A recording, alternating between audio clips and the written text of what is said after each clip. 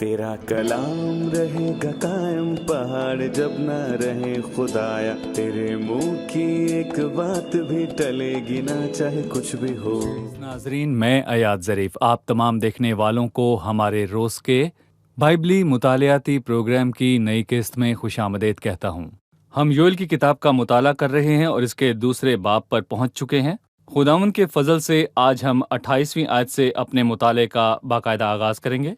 लेकिन प्रोग्राम शुरू करने से पहले मैं खुदा के खादिम का स्टूडियोज़ में खैर मकदम करना चाहूँगा। खुशामदीद भाई यूसुफ। शुक्रिया भाई। और हमारे दीगर मेहमानों को भी खुशामदीद। मैं कलाम के इस मुताले में शामिल होकर बहुत खुश हूँ। खुदावंद आपको बरकत दे। हम योएल के दूसरे बाब की 28वीं आयत पर पहुंचे हैं। खुदावंद के फजल से आज हम दूसरे बाब की 28वीं आयत से बाब के आखिर तक मुताला करेंगे। मैं चंद आयत पढ़ने के बाद आपसे सवाल करूंगा जी। और इसके बाद मैं हर फर्द बशर पर अपनी रूह नाजिल करूंगा और तुम्हारे बेटे बेटियां नबूवत करेंगे, तुम्हारे बूढ़े ख्वाब और जवान रोया देखेंगे, बल्कि मैं उन अयाम में गुलामों और लौंडियों पर अपनी रूह नाजिल करूंगा और मैं ज़मीन व आसमान में अजायब ज़ाहिर करूंगा, यानी खून और आग और धुएं के सतून। इससे पेशतर के खुदावंद का खौफनाक रोज़े अजीम आए, आफताब तारीक और महताब खून हो जाएगा, और जो कोई खुदावंद का नाम लेगा निजात पाएगा, क्योंकि कोहे सिहून और यरूशलेम में जैसा खुदावंद ने फरमाया बच निकलने वाले होंगे, और बाकी लोगों में वो जिनको खुदावंद बुलाता है। इस हिस्से पर अपनी राय दीजिए। जो हिस्सा अभी हमने पढ़ा, इसका उन्वान क्या है? खुदाम के दिन के दोनों पहलुओं का बयान है, अदालत और सकून। कफारा यहाँ पर अदालत की खौफनाक तस्वीर का बयान है। मसलन 30वीं आयत में लिखा है, मैं ज़मीनों आसमान में अजायब जाहिर करूंगा, यानी खून और आग और धुएं के सतून। ये अदालत का बयान है। बाइबल मुकद्दस में एक से ज्यादा मर्तबा इसका बयान है। ये खुदाम के रोज़ की शाम है, आपने पहले भी इसको बयान किया। इसके बाद योएल ने खुदा की अजीम बरकत को बयान किया। लिखा है, वो हर फर्द बशर पर अपनी रूह नाजिल करेगा। ये 1000 साला बादशाही से पहले होगा। भाई यूसुफ, हर फर्द बशर पर रूह नाजिल करने से क्या मुराद है? जैसा कि आपने बताया कि योएल ने पाक रूह के नजूल का जिक्र किया, बताइए कि क्या ये हो चुका है या मुस्तकबिल में होगा? देखिए, मैं कहूँगा कि पहली बारिश हो चुकी है और पिछली बारिश बाकी है। और फिर पिछली बारिश के मुतल्लिक हम 23वीं आयत में पढ़ते हैं, लिखा है कि वही तुम्हारे लिए बारिश यानी पहली और पिछली बरसात बर वक्त भेजेगा। और ये सिर्फ लफ्जी मानों में बारिश नहीं, जो फसल के लिए बहुत अच्छी होती है, जिसका किसान को इंतजार रहता है, बल्कि मैं कहूँगा कि इसका एक अजीम मानी भी है कि सब इंसानियत के लिए।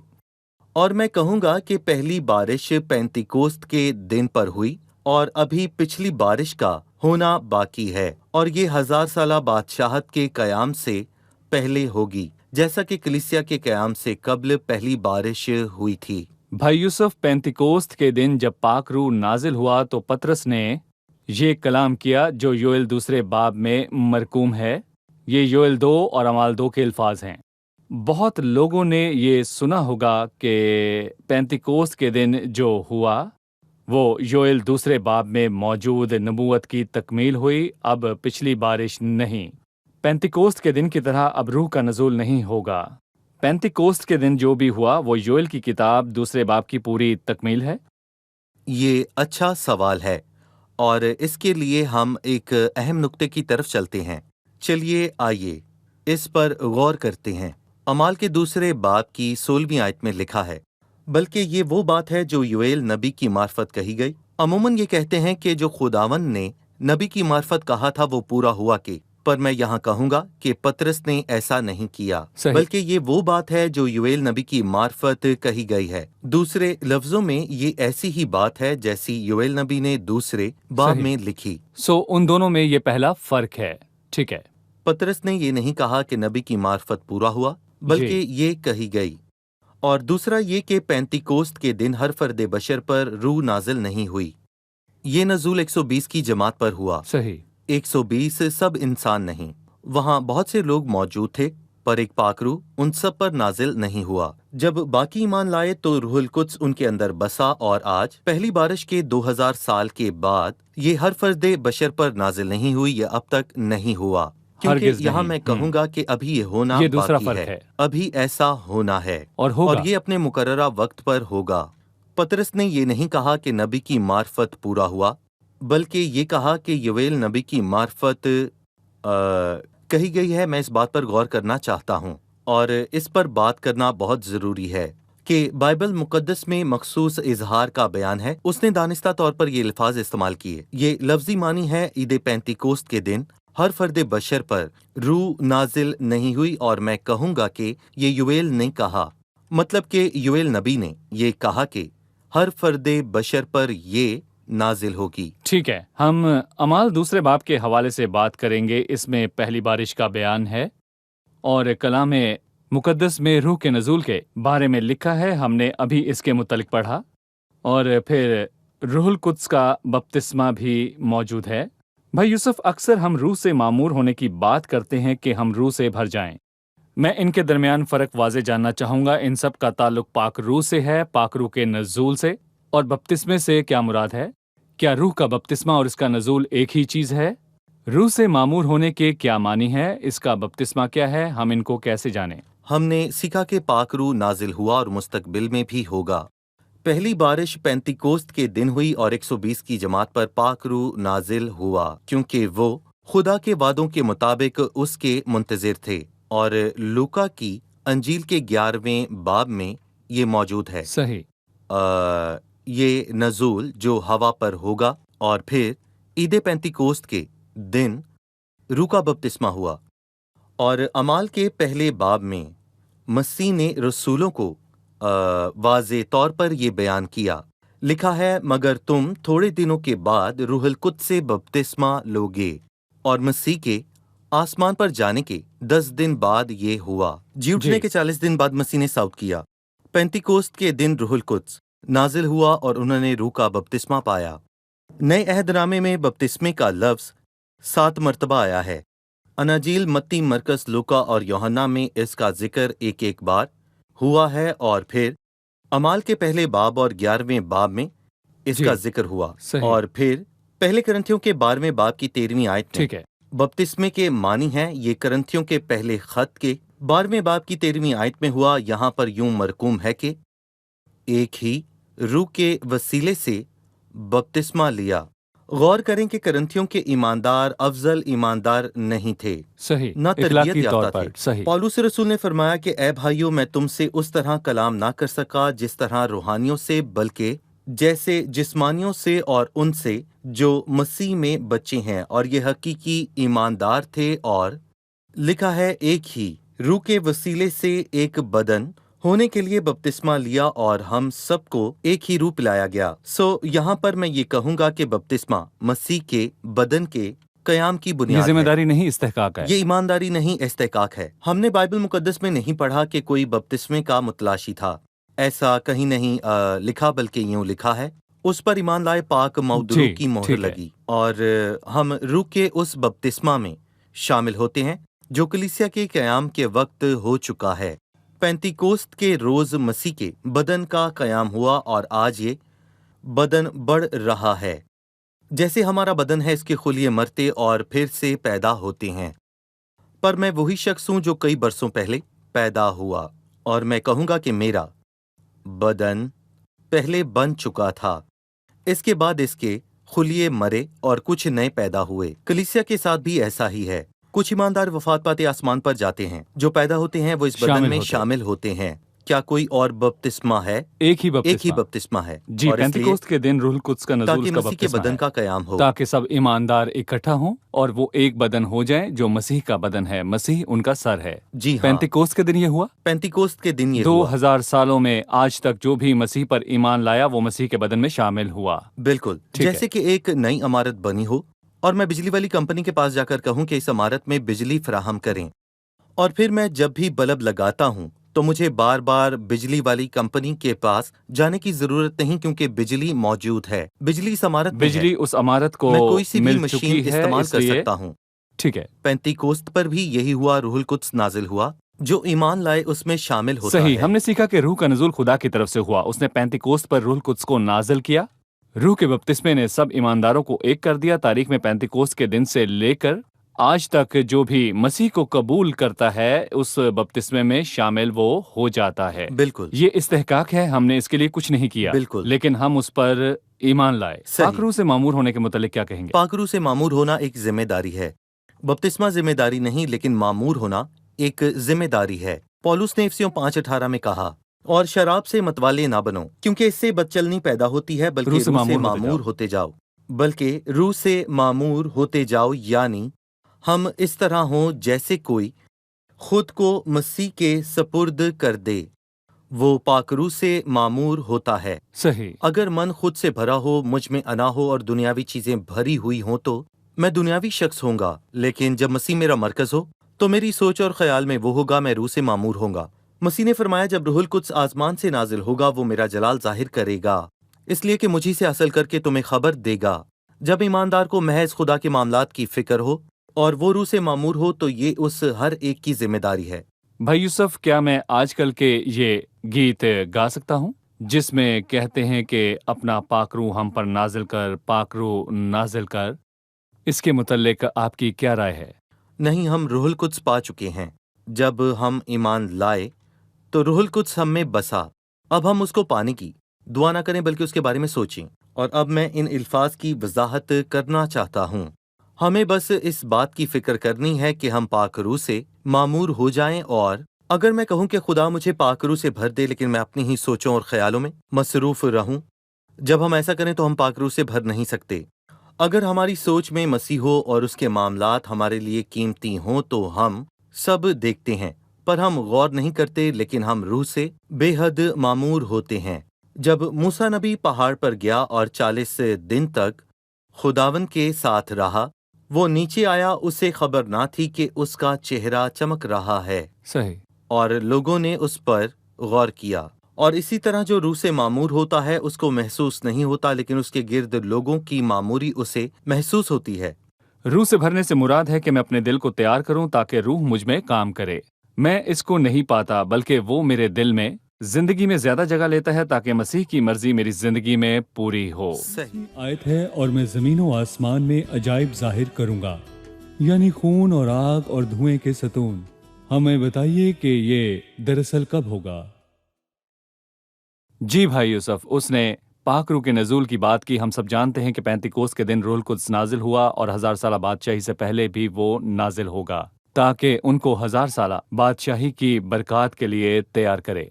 फिर 30वीं आयत है, और मैं जमीन और आसमान में अजाइब जाहिर करूंगा, यानी खून और आग और धुएं के सतून। ये सख्त अल्फाज हैं, आप हमें इनके मानी बताएं। जी हाँ, कलाम मुकद्दस में एक से ज्यादा मर्तबा इसका बयान है। यसाया 13 और मत्ती 24 में इस बात का भी जिक्र है। मैं यसाया 13वें बाब की 10वीं आयत पढ़ूंगा, क्योंकि आसमान के सितारे और कवाकब बेनूर हो जाएंगे और सूरज तलू होते होते तारीख हो जाएगा और चांद अपनी रोशनी ना देगा।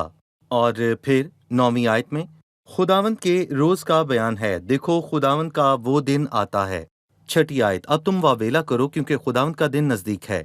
और यसाया के 13वें बाब की 6ठी और 9वीं आयत में खुदा के रोज का बयान है। और इसके बाद सूरज, चांद, सितारों के अजायब का लिखा है। और फिर इसके बाद मत्ती के 24वें बाब में भी यही हवाला है। और मैं कहूँगा कि मसीह ने खुद उस रोज का जिक्र किया। मत्ती 24:29 में यूं लिखा है, और फौरन उन दिनों की मुसीबत के बाद सूरज तारीक हो जाएगा और चांद अपनी रोशनी ना देगा और सितारे आसमान से गिरेंगे और आसमानों की कुव्वतें हिलाई जाएंगी। ये हरफ बा हरफ यूं ही होगा, या ये अलामती बयान है। इसमें 2 पहलू हैं। सूरज, चांद और सितारे हाकिमों को जाहिर करते हैं। बड़े और छोटे सब हाकिम यानी कि तमाम रियासतें वो अपनी रोशनी यानी इख्तियार खो देंगी और उनकी शानो शौकत और जलाल बाकी ना रहेगा। फसाद बरपा होगा और समंदर मौजजन होंगे और डर के मारे, और जमीन पर आने वाली बलाओं की राह देखते देखते लोगों की जान में जान ना रहेगी, इसलिए आसमान की कुव्वतें हिलाई जाएंगी। किसी की इज्जत ना होगी, जैसे इनकलाब के वक्त होता है। ایسے حالات ہوں گے، فساد. فساد، جو کچھ وہ کرنا چاہے کر سکتا ہے۔ کلیسیا کے آسمان پر جانے کے بعد یہ فساد برپا ہوگا، کلیسیا کے آسمان پر اٹھائے جانے کے بعد. ٹھیک ہے. پر میں حقیقتاً ان کے ہونے سے انکار نہیں کر سکتا۔ یاد کریں، جب مسیح کی پیدائش ہوئی تو اس کا ایک بڑا نشان تھا، ایک چمکدار ستارہ، اور خداوند نے رات کو روشن کیا، اور جب مسیح مصلوب ہوا تو 3 گھنٹوں تک تاریکی رہی۔ اور میں کہوں گا کہ اسی لیے کوئی مذاکرہ نہیں کہ مسیح کے ظہور کے دن یہ تمام نشانات یوں ہی آسمانی پورے نشانات ہوں گے۔ تھے، جی ہاں، یوں ہی پورے ہو سکتے ہیں. صحیح۔ ٹھیک ہے. اب میں 2 آیات پر واپس جاؤں گا. اس سے پہلے میں تصور کرتا ہوں کہ 2 ایماندار ملے، ایک نے دوسرے سے پوچھا کہ کیا روح القدس آپ کے اندر بستا ہے؟ اس نے پختگی سے جواب دیا. پھر اس نے پوچھا کیا وہ خواب دیکھتا ہے جن کا بائبل میں بیان ہے؟ تو پہلا اس کو یوئیل کا یہ حوالہ بتاتا ہے، اور اس کے بعد میں ہر فرد بشر پر اپنی روح نازل کروں گا، اور تمہارے بیٹے بیٹیاں نبوت کریں گے، تمہارے بوڑھے خواب اور جوان رویا دیکھیں گے. یوں پہلا ایماندار کہتا ہے کہ اگر دوسرا خواب اور رویا نہیں دیکھتا تو اس کے معنی ہے کہ اس کے پاس پاک روح موجود نہیں، اس کو روح القدس کا بپتسمہ نہیں ملا. وہ خداوند سے اپنی حالت کی تبدیلی کے لیے دعا کرے. آج مسیحی دائرہ کار میں ہمیں یہ سوچ اور ایسی بہت سی باتیں ملتی ہیں، یہ نہایت عام ہیں. کلام سے آپ اس سوچ کی تبدیلی کے متعلق کیا کہیں گے؟ ہم نے سیکھا کہ یہ اب تک واقع پذیر نہیں ہوا۔ میں کہوں گا کہ لوگوں نے پطرس کی اس بات کو غلط موڑ دیا، حالانکہ پطرس نے ایسا نہیں کہا تھا۔ یہ مستقبل میں پورا ہوگا، اور اس کا اہم ثبوت یوئیل کی کتاب ہے۔ میں ہر فرد بشر پر اپنی روح نازل کروں گا، اور میں اس پر بات کروں گا۔ خدا ہر فرد بشر پر روح کیسے نازل کر سکتا ہے، اور یہ کیسے ہوگا کہ وہ ہر فرد بشر پر اپنا روح نازل کرے؟ آئے ہم متی کے 13ویں باب سے اس کو سمجھیں گے۔ یہ اہم بات ہے۔ جی، اپنی روح ہر فرد بشر پر نازل کرنے سے پہلے وہ اپنے فرشتوں کو بھیجے گا، اور وہ اس کی بادشاہی سے ہر بے دین کو نکال دیں گے اور آگ میں پھینک دیں گے۔ اور یہ لمحہ اب تک نہیں آیا، اور اس وقت دنیا میں کوئی غیر ایماندار نہ ہوگا۔ دنیا میں موجود سب لوگ ایماندار ہوں گے، اور اس لیے پھر کلام مقدس میں یہ لکھا ہے، میں ہر فرد بشر پر اپنا روح نازل کروں گا، اور اس روح کے نازل ہونے کے نتیجے میں اور تمہارے بیٹے اور بیٹیاں نبوت کریں گے، تمہارے بوڑھے خواب دیکھیں گے۔ اور گنتی 11:29 میں لکھا ہے، موسیٰ کی خواہش ضرور پوری ہوگی۔ میں کہوں گا کہ موسیٰ کی ایک خواہش تھی کہ جب الداد نے اور مداد نے لشکرگاہ میں نبوت کی تو یشوع نے موسیٰ سے کہا، کیا تجھے میری خاطر رشک آتا ہے؟ کاش خدا کے سب لوگ نبی ہوتے اور خداوند اپنی روح ان سب میں ڈالتا۔ مطلب کہ جب یشوع نے موسیٰ سے اس طرح بات کی، اس کو روکا اور اس سے کہا کہ کاش کہ خدا اپنی روح ان سب میں ڈالتا، تو اس کی خواہش پوری ہو گئی۔ اور یوئیل کے 2 باب 28ویں آیت میں اس کی نبوت ہے، 1000 سالہ بادشاہی سے پہلے کے عرصہ میں وہ ہر فرد بشر پر اپنا روح نازل کرے گا، اور ان کے بیٹے اور بیٹیاں نبوت کریں گی۔ اور پھر لکھا ہے، بلکہ میں اپنے بندوں اور اپنی بندیوں پر بھی ان دنوں میں اپنے روح میں سے انڈیلوں گا، کسی تفریق کے بغیر امیر اور غریب پر، بلکہ میں اپنے بندوں اور بندیوں پر بھی ان دنوں میں اپنے روح میں سے انڈیلوں گا، اور یہ اب تک نہیں ہوا ہے۔ پھر ہم ان خواب اور رویا کو کیوں مانتے ہیں؟ مستقبل کے سب مناظر ابھی پورے ہونے والے ہیں۔ کلام مقدس میں کہیں خواب اور رویا کے لیے یہ بیان نہیں کہ اگر ہم یہ نہیں دیکھتے تو ہمارے پاس پاک روح نہیں ہے، ایسا ٹھیک ہے۔ نہیں۔ میں چاہتا ہوں کہ اس باب کی آخری آیات مکمل کرنے سے پہلے آپ ہمیں بپتسمے کے معنی واضح کریں۔ جہاں بھی روح القدس کے بپتسمے کا ذکر ہوا، اس کا تعلق روح کے بپتسمے اور آگ سے ہے۔ ہمیں روح کے بپتسمہ اور آگ کے بارے میں واضح کریں۔ یہ آگ اور روح القدس کس کی جانب ہے؟ کیا یہ ایک ہی شخص کے لیے ہیں؟ جیسا کہ میں نے پہلے بیان کیا کہ کلام مقدس میں روح القدس کے بپتسمے کا تذکرہ 7 مرتبہ ہوا، اور ان میں سے آگے کا ذکر صرف 2 جگہوں پر ہوا ہے، متی کے 3 اور لوکا کے 3 باب میں۔ لیکن مرکز پہلے باب، یوحنا پہلے باب، اعمال پہلے باب، اعمال 11ویں باب اور پہلے کرنتھیوں 13 میں آگ کے بپتسمے کا ذکر نہیں۔ صحیح۔ پھر متی اور لوکا کے 3 باب میں ایسا کیوں لکھا ہے؟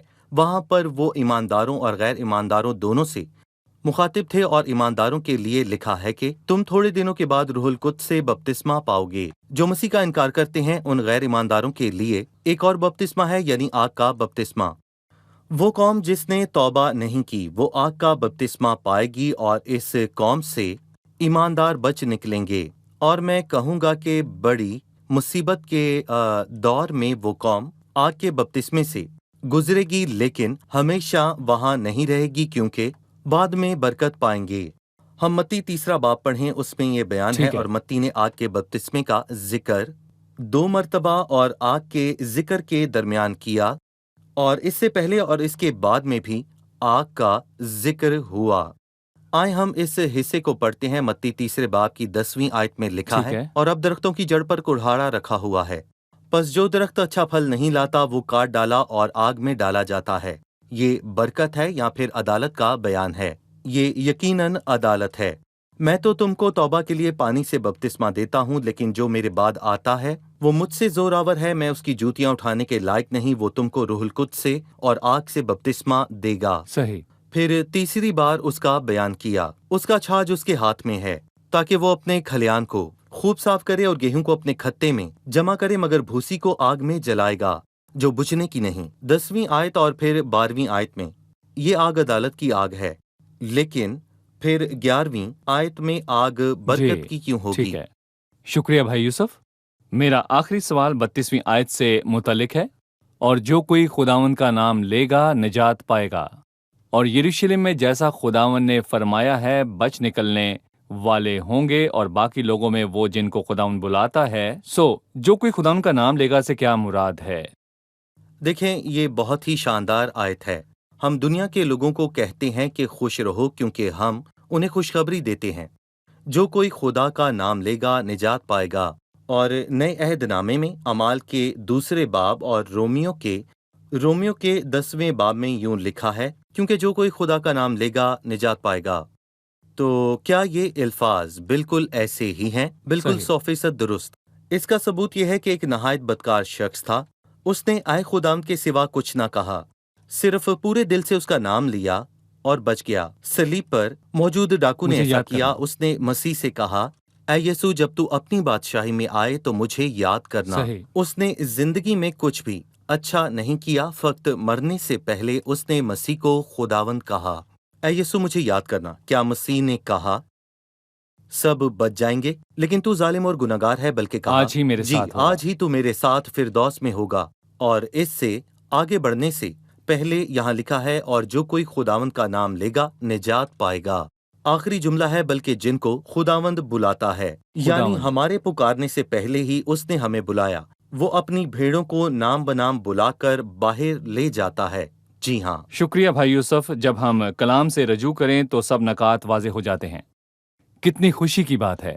کلام مقدس کو پڑھیں، اس کی تعظیم اور تعریف کریں، لکھا اور ہے یہ ہمیں تیری منور باتوں کی کرتا ہے۔ تشریح نور بخشتی ہے۔ شکریہ۔ اب ہم مہمانوں سے ان کی رائے جانیں گے۔ کیا 28ویں آیت میں درج پاک روح نازل ہو چکا ہے، یا یہ مستقبل میں ہوگا؟ یہاں پاک روح کے نزول کا ذکر کس زمانے کے لیے ہے؟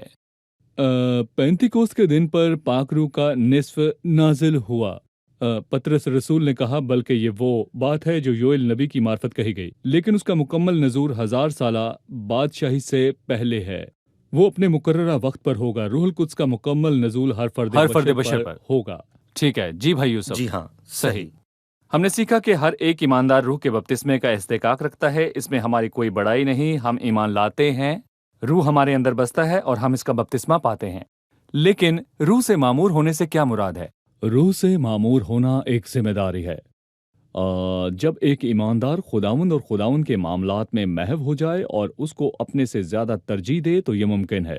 روح سے معمور ہونے کے یہ معنی نہیں کہ ہم نے زیادہ روح پا لیا، بلکہ روح ہم میں سے مزید کام لیتا ہے۔ ٹھیک ہے جی بھائی یوسف۔ جی بہت شکریہ بھائی یوسف، آپ کا بھی خدا شکریہ۔ برکت دے۔ عزیز ناظرین، میں اس خوشخبری کے ساتھ قسط کا اختتام کرنا چاہوں گا کہ جو کوئی خداوند کا نام لے گا نجات پائے گا۔ جی ہاں، بالکل نجات پائے گا۔ جو کوئی خداوند کا نام لے گا نجات پائے گا، کیونکہ مسیح کے سوا نجات نہیں، اور کوئی نجات نہیں دے سکتا۔ یسوع کے نام کے سوا یہ کوئی نہیں کر سکتا، وہ ہمیں بچانے آیا۔ لہٰذا عزیز ناظرین، ہم فضل اور نجات کے دور میں موجود ہیں۔ آپ یہ پروگرام سن اور دیکھ رہے ہیں، تو میں آپ کو بتانا چاہتا ہوں मसीह अब तक हमें लेने नहीं आया। अगर आप हमें देख रहे हैं तो मैं आपसे कहना चाहता हूं कि अभी निजात का वक्त है, यही कबूलियत का वक्त है। सो खुदावन का नाम लें, उसे पुकारें, उसी से मांगें, दरवाजे पर खटखटाएं, खुदावन के पास भाग कर आएं, खुदावन को कबूल करें। अजीजो, वही निजात का वाहिद जरिया है। उससे कहें कि आपको आपके गुनाह, आपकी बदकारी और नापाकी से, सब खताओं से बचा ले, क्योंकि जो कोई खुदावंद का नाम लेगा निजात पाएगा। आपसे अगली किस्त में फिर मुलाकात होगी। खुदावंद आप सबको बरकत दे। तेरा कलाम रहेगा कायम, पहाड़ जब ना रहे खुदाया, तेरे मुंह की एक बात भी टलेगी ना, चाहे कुछ भी हो।